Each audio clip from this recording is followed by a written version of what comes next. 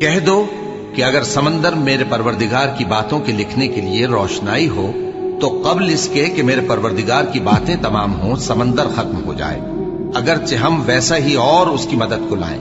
جو کچھ آسمانوں اور زمین میں ہے سب اللہ ہی کا ہے، بے شک اللہ بے نیاز ہے، لائق حمد و ثنا ہے۔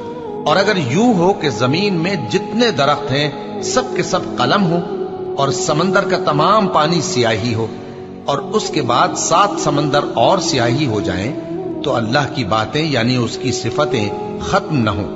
بے شک اللہ غالب ہے، حکمت والا ہے۔ اللہ کو تمہارا پیدا کرنا اور جلا اٹھانا ایک شخص کے پیدا کرنے اور جلا اٹھانے کی طرح ہے۔ بے شک اللہ سننے والا ہے، دیکھنے والا ہے۔ کیا تم نے نہیں دیکھا کہ اللہ ہی رات کو دن میں داخل کرتا ہے اور دن کو رات میں داخل کرتا ہے، اور اسی نے سورج اور چاند کو کام میں لگا رکھا ہے، ہر ایک وقت مقرر تک چل رہا ہے، اور یہ کہ اللہ تمہارے سب اعمال سے خبردار ہے۔